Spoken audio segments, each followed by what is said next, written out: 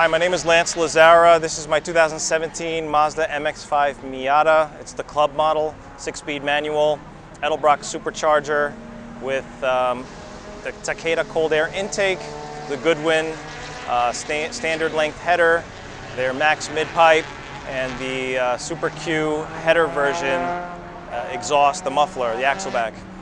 The vehicle has a Fab 9 tune on 93 octane. And I haven't had a dyno tune, but speculation it's between 205 to 215 wheel horse, which might be like 240 maybe to the crank, I'm not quite too sure.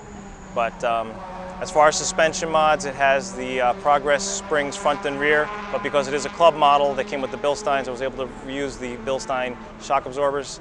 And I do have Progress front and rear sway bars because I like to match the spring rates to the sway tension as well. That's about, brake upgrades, just hawk pads and new rotors. It is the Brembo brake setup on this car, the BBS and the Brembo package, so that does help with the stopping. Just upgrading pads and fluid alone just make it more drivable, and it's a fun car to drive. All right, boys and girls, we're back with another episode of the Slip Angle here at the beautiful Lime Rock Park. We are in a very special car today. I can't speak. This is a supercharged ND1 MX-5. Ooh, and it's got some pull to it.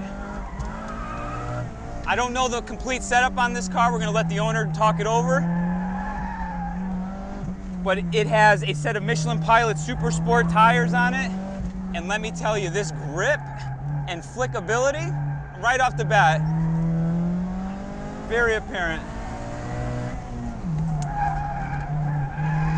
Fast up this back straightaway, third gear, hard into the skid pad here.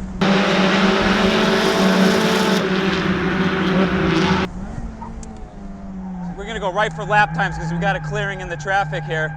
A little bit of push on that steady state corner speed there on the skid pad.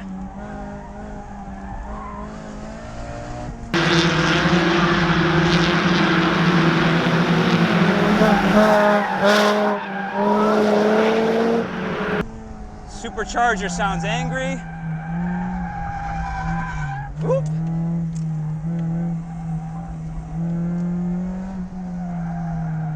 I think I killed that lap there at the end. Alrighty, first lap out with me screwing up a little bit. Fastest car we've tested so far on the new track. So we're gonna give a little cool down here. Let traffic go ahead of us, and we'll do another hot lap and see what we can get out of her. Man, you know, I drove the MB, my MB, before hopping into this, and like you can just feel how much more rigid modern cars have become. Yes, they're a little bit more numb. That's a byproduct of that, the great chassis and the rigidity of them, but they are super planted, super stable. It's like not really, like this car doesn't really want to get upset too much. The suspension feels a little bit soft. I noticed that the weight transfer is a little bit heavy under certain areas, but the car feels great. I mean, really good car. So here we go, we got some clearing. We're gonna go for our laps.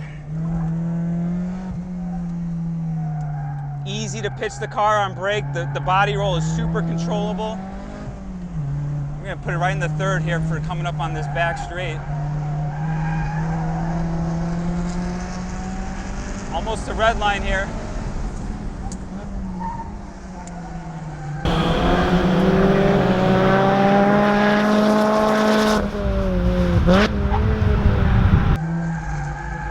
There's that understeer, a little bit of over.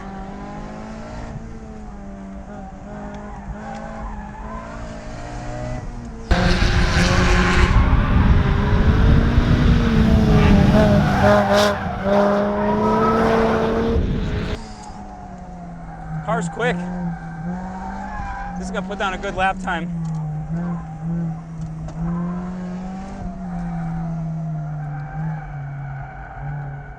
Understeer there in that tighter section. Oh yeah. 38.9. First car that we tested into the 38s. See if I could do it any better. ABS is kicking in right there. We're getting some heat in those rear tires. They're getting greasy.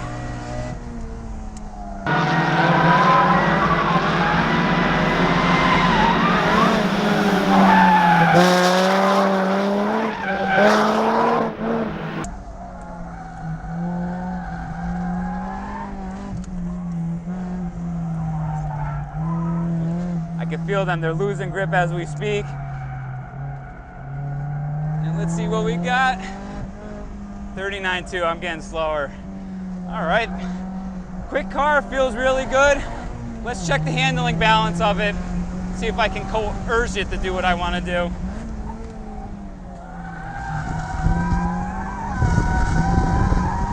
Oh yeah. Hit the rev limiter there a little bit.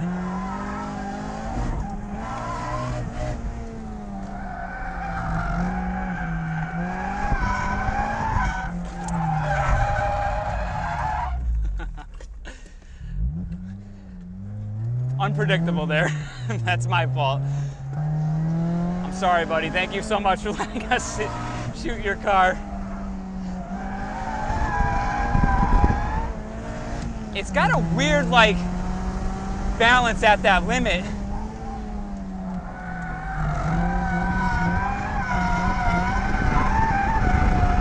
You gotta be quicker with this car. It's a little bit leery and edgy at that limit, because I think that's probably due to the alignment where you're fighting that understeer, oversteer aspect of it. See, like right there on those brakes, that weight transfer is like very great.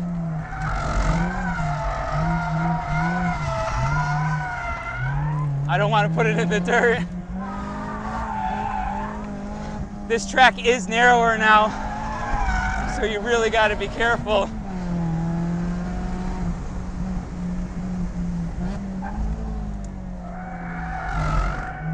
Yeah, see, like right there as it transitions, it's that understeer that you're fighting.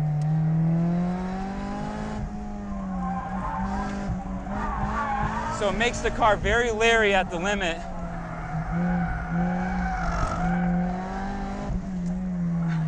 I would say, I don't know the alignment, but it feels like it would benefit a little from some more front camber.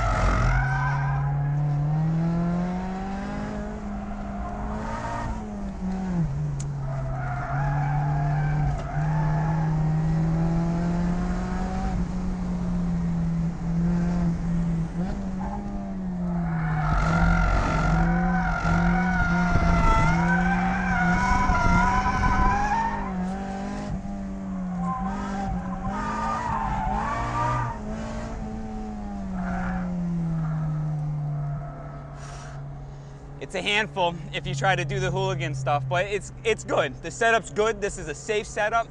If you're just pushing this, trying to drive it and go for lap times and be consistent, as long as you don't overstep that certain amount of slip angle, this car stays very, very, very composed. It's just when you exceed that, and that's where I like having a good amount of more front camber than in the rear, because you're not fighting that oversteer, understeer situation that you're getting on this car. Other than that, awesome setup. You know, immediately I was able to get in it and trust it and go quick. It's just a little bit temperamental when you're trying to push to that last bit of it. But it's the fastest car that we tested so far. We'll get the official V-Box results later when we pull the data from this box, but bravo, good setup. And thank you for letting us test this car. ND is a very good platform, very, very rigid. I'm definitely impressed with it.